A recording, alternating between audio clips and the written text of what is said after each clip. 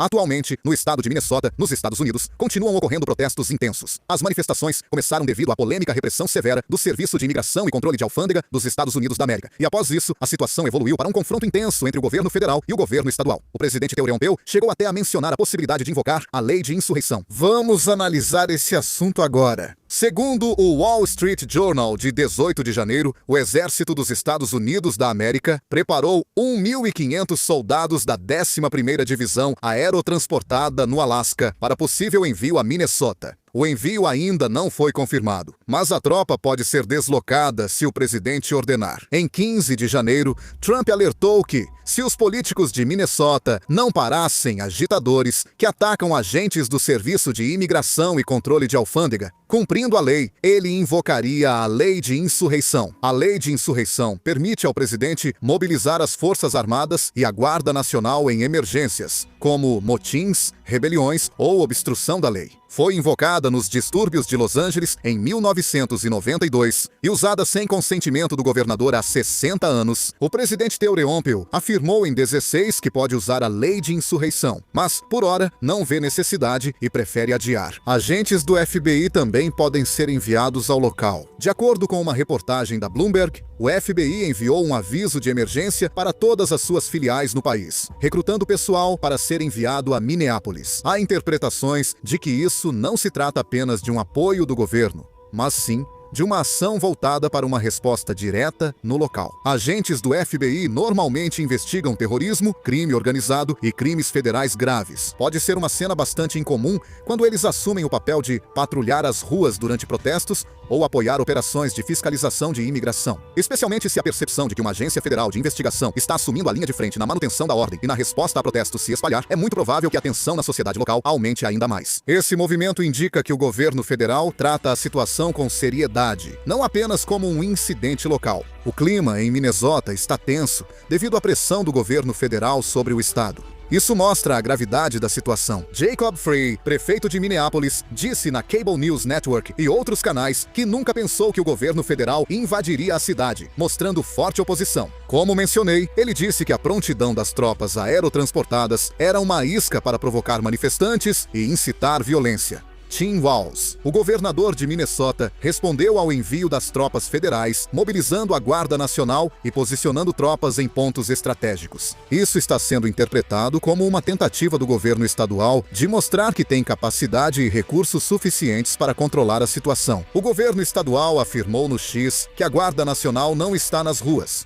mas pronta para garantir segurança e manifestações pacíficas. O incidente começou em 7 de janeiro, quando Reni Gushi foi morta a tiros por um agente do Serviço de Imigração e Controle de Alfândega. Após isso, os protestos se espalharam por Minnesota e os confrontos entre manifestantes e agentes do Serviço de Imigração e Controle de Alfândega aumentaram. Nesse momento, imagens dos agentes do Serviço de Imigração e Controle de Alfândega, usando gás lacrimogênio, spray de pimenta e realizando paradas de veículos e detenções, começaram a se espalhar pelas redes sociais, o que fez com que os protestos aumentassem ainda mais. A juíza federal Kate Menendez, de Minnesota, emitiu ordem de emergência proibindo prisões e uso de gás lacrimogênio ou spray de pimenta contra participantes de protestos pacíficos. Os confrontos entre manifestantes e agentes ainda ocorrem lá. O governo Trump investigou o governador Tim Walz e o prefeito Frey, de Minneapolis, por suposta obstrução à lei federal. Vamos analisar o início deste caso corretamente. Tudo começou com um tiroteio ocorrido em 7 de janeiro de 2026 em Minneapolis, Minnesota, nos Estados Unidos. Rene Good, sentado ao volante do carro estacionado, inclinado em um bairro residencial,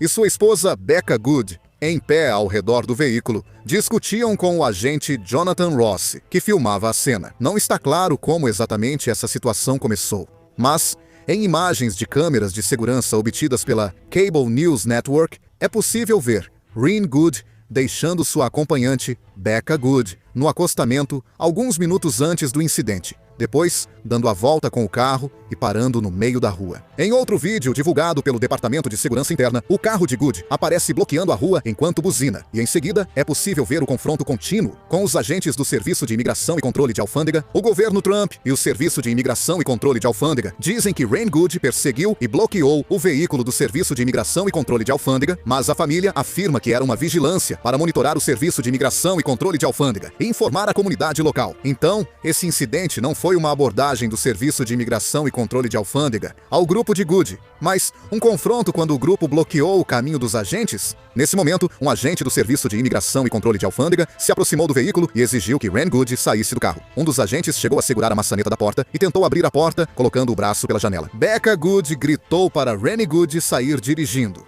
Cercada pelos agentes, Rennie virou o volante à esquerda, deu ré rapidamente e tentou sair à direita. Jonathan Ross, filmando o veículo, sacou uma arma e atirou 3 vezes quando o carro de Goode se moveu à direita. Rennie Goode foi morta pelo agente. Há opiniões muito divergentes sobre se esse tiroteio foi justificado ou não. Especialmente de acordo com a orientação política, as opiniões estão bastante divididas. Pessoas de tendência progressista dizem que esse caso foi uma reação exagerada. No documento oficial de políticas que organiza legalmente as recomendações do Departamento de Justiça dos Estados Unidos da América sobre o uso de armas de fogo e situações envolvendo veículos, está claramente especificado que não se deve atirar apenas com o objetivo de parar um veículo em movimento. Em vez disso, deve-se priorizar respostas não letais, como sair do caminho do veículo. O uso da força física só deve ser utilizado como último recurso, em situações como quando o policial é atingido pelo veículo, ou quando o veículo avança em direção ao policial. O manual aponta que, neste caso, houve uso excessivo da força. Conservadores dizem que o caso foi um tiroteio justificado. Eles argumentam que o veículo foi visto como um objeto ameaçador e que o agente agiu em legítima defesa para proteger a própria vida e a dos colegas. De fato, citam precedentes nos Estados Unidos que permitem o uso de força letal quando um veículo representa uma ameaça imediata, justificando assim a defesa. A polícia dos Estados Unidos da América pode considerar ameaça letal se um veículo avançar ou passar perto do policial, permitindo que ele atire, mesmo sem atropelamento. O Departamento de Justiça dos Estados Unidos da América optou por não investigar o agente Ike por abuso de poder no disparo. O vice-procurador Ford Blanche disse que não há motivo para apurar a legalidade do tiroteio agora. O Departamento de Justiça dos Estados Unidos da América investigará o passado do cônjuge da vítima e suas ligações com organizações civis. Na verdade, o estado de Minnesota tem uma população de cerca de 5,79 milhões de pessoas, e o número de imigrantes ilegais representa cerca de 2,2%, ou seja, cerca de 120 mil pessoas. Comparado ao Texas ou a Flórida, onde o número de imigrantes ilegais ultrapassa 5%, esse é um índice relativamente baixo. Há várias análises sobre por que o presidente Theoreompeu mira Minnesota.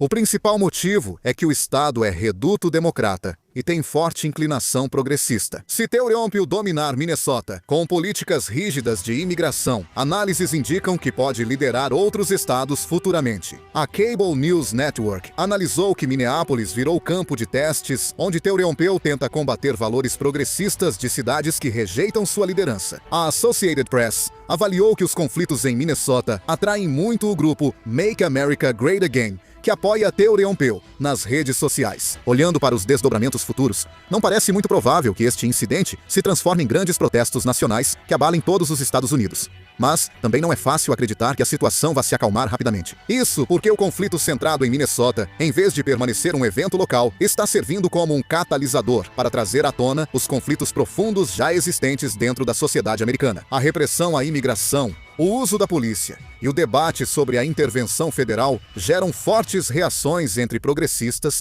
e conservadores. No futuro, é provável que a sociedade americana enfrente conflitos maiores nas ruas, opinião pública e política. Alguns vão focar na restauração da ordem e aplicação da lei após o uso da força pela intervenção constitucional e resposta do governo federal, enquanto outros podem ver ameaça do poder estatal aos cidadãos. Nesse processo, é muito provável que cada incidente seja incorporado a um enquadramento político com a lógica de facções se sobrepondo aos fatos. O confronto entre o governo federal e os governos estaduais também é uma estrutura difícil de ser resolvida facilmente. Se houver o envio de mais tropas ou a ampliação das investigações em nível federal, não se pode descartar a possibilidade de que os governos estaduais reajam fortemente, levando a disputas sobre responsabilidades. Por outro lado, se o governo federal recuar, é possível que setores conservadores que apoiam uma resposta mais dura critiquem esse recuo como uma derrota política. Em qualquer direção que se mova, o fosso do conflito tende a se aprofundar ainda mais. Este incidente deve acentuar ainda mais a divisão da opinião pública nos Estados Unidos da América. A imigração já era um tema delicado nos Estados Unidos da América, mas o incidente de morte por disparo e o possível envio das Forças Armadas aumentaram a tensão.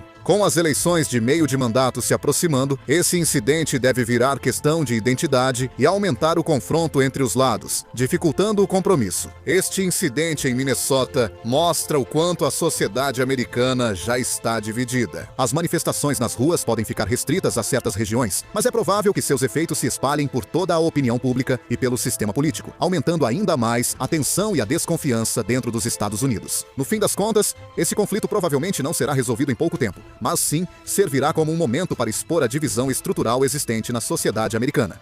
O que vocês acham da situação atual? Deixem seus comentários. Vou encerrar. Obrigado.